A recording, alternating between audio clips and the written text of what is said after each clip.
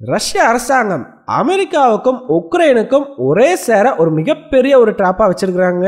இந்த ஒரு டிராப்ல already Ukraine சிக்கிருச்சுங்க. இன்னும் அமெரிக்கா சிக்க வேண்டியதுதான் பாக்கி. அமெரிக்காவும் கூடிய சீக்கிரம் ரஷ்யா விரிச்ச இந்த ஒரு வலையில மாட்டும் அப்படின்னு சொல்லி நம்பப்படுது. இந்த வீடியோல நம்ம என்ன பார்க்க போறோம் அப்படின்னா, அமெரிக்கா கூட பெரிய அளவுக்கு எந்த சண்டையுமே போடாம ரஷ்யா அவங்க நினைச்சதை சாதிச்சுக்கிட்டே வர்றாங்க. அது எப்படி? ரஷ்யா ஆடக்கூடிய அரசியல் விளையாட்டு என்ன அப்படிங்கிறத பார்க்க போறோம். கூடவே உக்ரைன் செஞ்ச ஒரு மிகப்பெரிய தவறை செய்யாம ரஷ்யா தவிர்த்தது எப்படி அப்படிங்கிறதையும் ரொம்பவே டீடைலா இந்த ஒரு வீடியோல பார்த்தலாம். வீடியோவை லைக் பண்ணிக்கோங்க, சேனலை சப்ஸ்கிரைப் பண்ணிக்கோங்க. வாங்க வீடியோக்குள்ள போயிடலாம். அறிவோம் தெளிவோம் உறவுகளுக்கு அன்பான வணக்கங்கள்.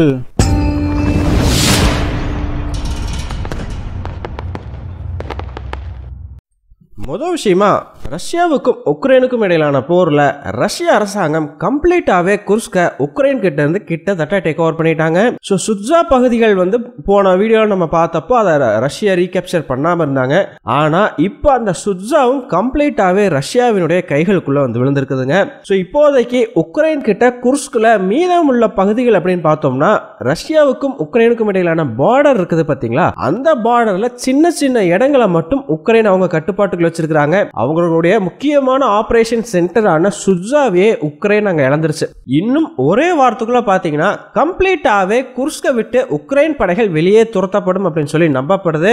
உக்ரைனை பொறுத்த வரைக்கும் குர்ஸ்க்ல இது ஒரு மிகப்பெரிய படுதோல்வி அப்படின்னு தாங்க சொல்லி ஆகணும். ஜஸ்ட் ஒரே வாரத்துல எல்லாத்தையுமே இழந்துட்டாங்க. அதே சமயம் நம்ம போன வீடியோலயே சொல்லியிருந்தோம், சுமியிலையுமே இப்போ ரஷ்யா ஒரு கவுண்டர் ஆஃபென்சிவா நடத்திக்கிட்டு வருது. இந்த கவுண்டர் ஆஃபென்சிவ்க்கு காரணம் சுட்ஸாவுக்கு போகக்கூடிய ஹைவே உக்ரைன்ல இருக்கக்கூடிய சுமி வழியா தான் போகுது. அதை பிளாக் பண்றதுக்கு ரஷ்யா முயற்சி பண்றாங்க அப்படின்ற மாதிரி சொல்லியிருந்தோம். ஆனா அது மட்டும் காரணம் இல்லைங்க. சுமியில ரஷ்யா கவுண்டர் ஆஃபென்சிவ் நடத்துறதுக்கு இன்னொரு முக்கியமான காரணமும் இப்ப வெளியாகி இருக்குது. அது என்ன அப்படின்னு பாத்தீங்கன்னா, இந்த சுமி, கார்கிவ் இந்த பகுதிகள் எல்லாமே ரஷ்யா உக்ரைன் பார்டர்ல இருக்கக்கூடிய பகுதிகள். ரஷ்யா இந்த கார்கிவ்ல இருந்து சுமி வரைக்கும் ஒரு பெரிய ஸ்ட்ரெச்சுக்கு உக்ரைன் பார்டர்ல ஒரு பஃபர் ஜோனை வேகமா கிரியேட் பண்றதுக்கு முயற்சி பண்ணிட்டு இருக்காங்க.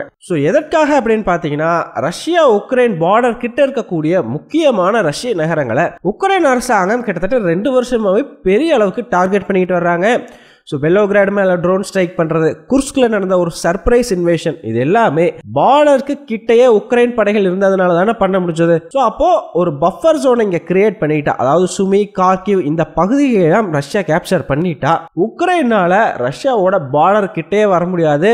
ரஷ்யாவினுடைய முக்கிய பகுதிகளான பெலோகிராட், இந்த குர்ஸ்க் எல்லாத்துக்குமே ஒரு மிகப்பெரிய பாதுகாப்பா இந்த பஃபர் ஜோன் அப்படிங்கிறது இருக்கும். அது மட்டும் இல்லைங்க, ஃபியூச்சர்ல ஒரு பேச்சுவார்த்தை நடக்கும் பொழுது ரஷ்யா இந்த பஃபர் ஜோனுக்கே ஒரு பஃபர் ஜோன் கேட்பாங்க.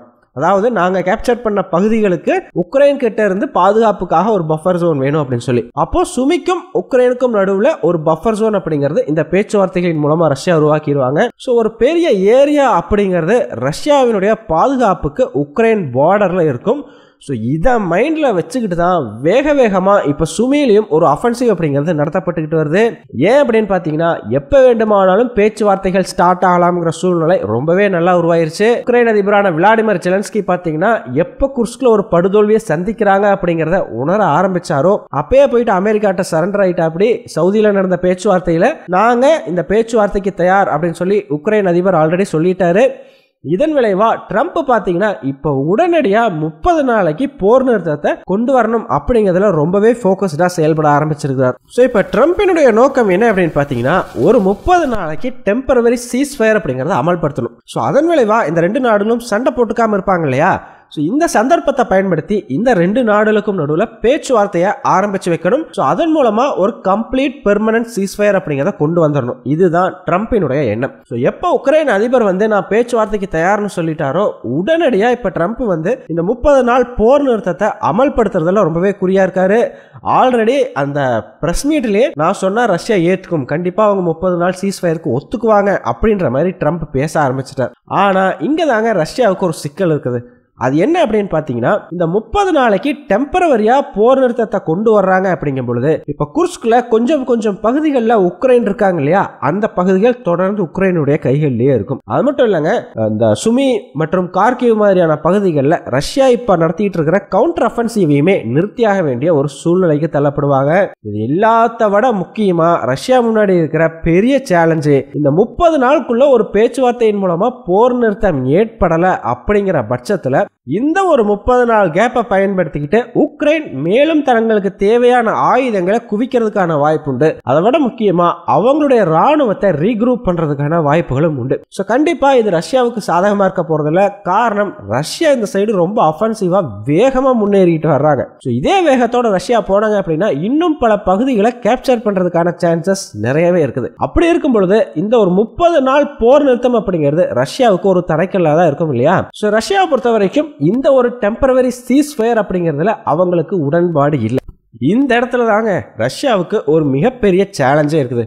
அது என்ன அப்படின்னு பார்த்தீங்கன்னா, ட்ரம்ப் ஒரு ஈகோயிஸ்டிக்கான நபர். அவர் சொன்னதை அப்படியே கேட்கணும் அப்படிங்கிற மாதிரி நினைக்கக்கூடிய ஒரு நபர். ஸோ இப்போ ட்ரம்ப் 30 நாள் போர் நிறுத்தத்தை அமல்படுத்தலாம்னு சொல்றாரு. ஆனா இப்ப ரஷ்யா போயிட்டு 30 நாள் போர் நிறுத்தத்தையெல்லாம் நாங்க ஏத்துக்க முடியாது, சுமியிலையும் குர்ஸ்க்லயும் நடக்கிற கவுண்டர் அஃபென்சிவை முடிச்சுட்டு தான் நாங்க போர் நிறுத்தத்துக்கு ஒத்துக்குவோம், அப்படி இல்லைன்னா அந்த 2 பகுதிகளையும் நீங்களே எங்களுக்கு கொடுத்துருங்க, அங்கிருந்து உக்ரைன் படைகள் பின்வாங்கணும் அப்படின்னு ஒரு கோரிக்கை வச்சா கண்டிப்பா அது ட்ரம்போட ஈகோவை சொரிஞ்சு விட்ட மாதிரி ஆயிருங்க. ஸோ இப்போ ரஷ்யாவை பொறுத்த வரைக்கும் ட்ரம்போட இந்த ஒரு 30 நாள் போர் நிறுத்தத்தை நிராகரிக்க கூடாது. ஆனால் எந்த அளவுக்கு இழுத்து விட முடியுமோ அந்த அளவுக்கு இழுத்து விடணும். அதுக்கு என்னவெல்லாம் பண்ணணுமோ அதற்கான நடவடிக்கைகளை ஆல்ரெடி ஆரம்பிச்சிட்டாங்க. ஸோ இப்போ ரஷ்யா முதல்ல என்ன பண்ணுறாங்க அப்படின்னு பார்த்தீங்கன்னா, இந்த 30 நாள் போர் நிறுத்தத்துக்கு ஒரு கண்டிஷன் ஒன்று முன்னாடி எடுத்து வைக்கிறாங்க. அது என்ன அப்படின்னா, இந்த 30 நாட்களும் உக்ரைன் அரசாங்கம் எக்காரணம் கொண்டும் புதுசாக ராணுவ வீரர்களை ரெக்ரூட் பண்ணக்கூடாது. அதே மாதிரி அவங்களோட ராணுவத்துக்கு எந்த வகையான ட்ரைனிங்கும் கொடுக்கக்கூடாது. கூடவே மற்ற நாடுகள் கிட்ட இருந்து அவங்களுக்கு தேவையான ராணுவ உதவிகளையோ ஆயுதங்களையோ வாங்கி குவிக்க கூடாது. இப்ப என்ன சூழ்நிலை இருக்குதோ அதே சூழ்நிலையில தான் உக்ரைன் தொடர்ந்து நீடிக்கணும் அப்படிங்கறத ரஷ்யாவினுடைய கோரிக்கை. அது மட்டும் இல்லைங்க, இதே காலகட்டத்தில் ரஷ்யாவும் நாங்களும் யாருக்கிட்டையும் ஆயுதங்கள் வாங்க மாட்டோம், அதே மாதிரி நாங்களும் புதுசாக ஆட்களை ராணுவத்துக்கு ரெக்ரூட் பண்ண மாட்டோம், அதே மாதிரி உக்ரைனும் அதை ஃபாலோ பண்ணணும்னு நாங்கள் எக்ஸ்பெக்ட் பண்ணுறோம் அப்படின்றது தான் அவங்களோட முதல் கண்டிஷனாகவே இருக்குது.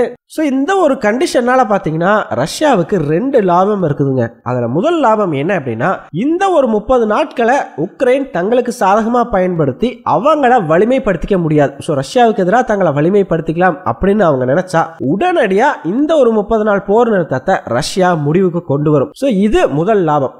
ரெண்டாவது லாபம் என்ன அப்படின்னு பாத்தீங்கன்னா, இதே 30 நாட்களை பயன்படுத்தி ரஷ்யா அவர்களுடைய ஆயுத வலிமையிலிருந்து ராணுவ வலிமை வரைக்கும் எல்லாத்தையுமே உக்ரைனுக்கு எதிராக அதிகரிச்சுப்பாங்க. நீங்க எல்லாருமே ஒரு கேள்வி ஒன்று கேட்கலாம், ஏன்பா அதான் கண்டிஷன்லயே தெளிவா நாங்களும் ராணுவ வலிமையோ ஆயுத வலிமையோ அதிகரிச்சுக்க மாட்டோம் அப்படின்னு சொல்லி ரஷ்யா சொல்லியிருக்காங்கல்ல அப்படின்னு கேட்டீங்கன்னா, இங்க தாங்க ரொம்ப முக்கியமான ஒரு விஷயமே இருக்குது. இந்த ஒரு கண்டிஷனுக்கு அமெரிக்காவும் உக்ரைனும் ஒத்துக்கிற பட்சத்துல அது ரஷ்யாவுக்கு ஒரு பெரிய அட்வான்டேஜ். அது ஏன் அப்படின்னா, இங்க இந்த டெம்பரவரி சீஸ்ஃபயர் அப்படிங்கறத ரஷ்யா எக்ஸ்பெக்ட் பண்ணல. ரஷ்யாவை பொறுத்த வரைக்கும் எங்களுக்கு இந்த டெம்பரவரி சீஸ்ஃபயரே வேண்டாம் அப்படிங்கிற ஒரு நிலைப்பாட்டில் தான் இருக்கிறாங்க.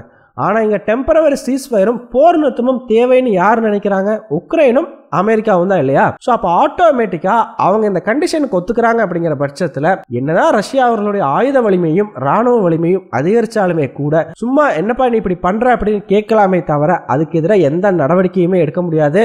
அப்படி எடுத்தாங்கன்னா உடனடியா அதையவே காரணமா வச்சு ரஷ்யா இந்த ஒரு டெம்பரரி சீஸ்ஃபயர் அப்படிங்கறத முடிவுக்கு கொண்டு வருவாங்க. சோ எது எப்படி பார்த்தாலும் இவங்களுக்கு இந்த டெம்பரரி சீஸ்ஃபயர் வேண்டாம், இன்னும் கொஞ்சம் காலம் இந்த ஒரு பேச்சுவார்த்தையை இழுத்து விடணும். அதுக்கு என்னெல்லாம் பண்ணணுமோ அது எல்லாத்தையுமே ரஷ்யா பண்ணுவாங்க. அது மட்டும் இல்லைங்க, இதையே அவங்களுக்கு ஒரு மிகப்பெரிய சான்ஸா பயன்படுத்திக்கிட்டு இந்த ஒரு 30 நாள் போர் நிறுத்தம் அமல்ல இருக்கும் பொழுது பேச்சுவார்த்தைகள் நடக்கும் இல்லையா? அந்த பேச்சுவார்த்தைகள்ல ரஷ்யா அவங்களுக்கு பெரிய அட்வான்டேஜான விஷயங்களை கேட்டு வாங்குறதுக்கான வாய்ப்புகள் கூட உண்டுங்க. ஏன் அப்படின்னு பாத்தீங்கன்னா, நான் கேட்டதை கொடுக்கலன்னா நான் உடனடியே இந்த போர் நிறுத்தத்தை முடிவுக்கு கொண்டு வந்துருவேன். இந்த ஒரு பாயிண்டை வச்சே அவங்கள மிரட்டுறதுக்கு ரஷ்யா முயற்சி செய்யும். அது மட்டும் இல்லைங்க, யோசிச்சு பாருங்க, இப்ப ரஷ்யா போயிட்டு சுமியில இன்னும் உக்ரைன் ஹோல்டில் தான் இருக்காங்க. சுபியை விட்டு உன்னுடைய படைகளை விலக்கிக்கோன்னு சொல்லி உக்ரைன் கிட்ட சொன்னா அதை உக்ரைன் ஏத்துக்குமா? ஏத்துக்க மாட்டாங்க இல்லையா? அப்படி ஏத்துக்கல அப்படின்னா அதையவே காரணமா வச்சு அடுத்த நாள் வேணும்னே உக்ரைன் மேல ஒரு தாக்குதலை நடத்தி கூட உக்ரைன் தான்ப்பா எங்க மேல தாக்குதல் நடத்துச்சு, நாங்க அதுக்கு பதில் தாக்குதல் தான் நடத்துறோம் அப்படின்னு சொல்லி ரஷ்யா இந்த ஒரு 30 நாள் போர் நிறுத்தத்தை முடிவு கொண்டு வரதுக்கான வாய்ப்பு உண்டு. எது எப்படி பார்த்தாலும் அவங்களோட இன்டென்ஷன் ரொம்ப கிளியர். இந்த ஒரு 30 நாள் போர் நிறுத்தத்துல அவங்க சொன்ன கண்டிஷனை அமெரிக்கா ஒத்துக்கிட்டா இந்த ஒரு போர் நிறுத்தம் ரஷ்யாவுக்கு ஒரு மிகப்பெரிய அட்வான்டேஜ் மாறும். எப்ப வேணாலும் அதை உடைக்கலாம், எவ்வளவு நாள் வேணாலும் அதை இழுத்து விடலாம், என்ன வேணாலும் பண்ணலாம் அப்படிங்கிற அளவுக்கு ஒரு பக்கா பொசிஷன்ல போயிட்டு ரஷ்யா உட்காந்துருவாங்க. ஆக்சுவலா ஆல்ரெடி ரஷ்யா அரசாங்கத்தில் இருக்கக்கூடிய சில அபிஷியல்ஸே பாத்தீங்கன்னா ரஷ்யாவுக்கு இந்த ஒரு 30 நாள் போர் நிறுத்தத்தில் உடன்பாடு இல்லை அப்படிங்கிற மாதிரி சொல்ல ஆரம்பிச்சிருக்காங்க. ஸோ எதுக்குப்பா இவங்க வந்து இப்படி சொல்றாங்க அப்படின்னு சொல்லி நம்ம நினைக்கலாம். ஆனா இது வந்து ஸ்டேஜ் செட் பண்ற மாதிரிங்க. அதாவது எங்களுக்கு அதுல உடன்பாடு இல்லை அப்படிங்கிறத அமெரிக்கா மற்றும் உக்ரைனோட மனசுல விதைக்கணும். அதுக்காக ரஷ்யன் அபிஷியல்ஸ் சீக்கிரட்டா வந்து இந்த ஒரு தகவலை சொல்ற மாதிரி இந்த நியூஸ் பேப்பருக்கு இந்த ஒரு விஷயத்தை லீக் பண்ணிட்டு இருக்காங்க. இந்த மாதிரி எங்களுக்கு 30 நாள் போர் நிறுத்தத்தில் உடன்பாடு இல்லை, ஏதோ நீங்க சொல்றீங்க அப்படிங்கிறதுக்காக வர்றோம் அப்படின்னு சொல்லி. ஸோ இதன் மூலமா ட்ரம்ப்பை ரஷ்யா கோவப்படுத்தாது. ட்ரம்ப் கிட்ட போயிட்டு எப்பா நீ சொன்னதை நான் ஒத்துக்க மாட்டோம்னு சொல்லி ரஷ்யா சொல்ல வேண்டிய தேவை இல்லை. ட்ரம்ப் சொன்னதை ஒத்துக்கிட்டு அதை எப்போ வேண்டுமானாலும் ரஷ்யா உடைச்சிக்கலாம் அப்படிங்கிற ஒரு சூழ்நிலை இங்கே ரஷ்யாவால் கிரியேட் பண்ண முடியும். ஸோ ரஷ்யா பார்த்தீங்கன்னா உக்ரைன் செஞ்ச அந்த தப்பை பண்ணலை. நேரடியாக ட்ரம்ப் கிட்ட போய் சண்டை போடாமல் இன்டைரக்டாக எப்படி இந்த ஒரு அரசியல் விளையாட்டை விளையாடணுமோ அந்த மாதிரி விளையாடுறாங்க. ஸோ அதன் மூலமாக ட்ரம்ப்பை பகச்சிக்காமே அவங்களுக்கு தேவையானதை ரஷ்யா சாதிக்க ஆரம்பிச்சிருக்குது. ஸோ என்ன நடக்குது, ரஷ்யா போடக்கூடிய இந்த கண்டிஷனுக்கு அமெரிக்கா ஒத்துக்குமா அப்படிங்கிறத நம்ம வெயிட் பண்ணி பார்க்கலாம். ஸோ ஃபைனலாக நீங்கள் என்ன நினைக்கிறீங்க? இந்த ஒரு 30 நாள் போர் நிறுத்தத்தை அமெரிக்காவால் அமல்படுத்த முடியுமா? அப்படி அமல்படுத்தினா அதை ரஷ்யா உடைக்காம தவிர்க்க முடியுமா? உங்களுடைய கருத்துக்கள் என்ன அப்படிங்கிறத மறக்காம கமெண்ட்ஸ்ல சொல்லுங்க. நன்றி.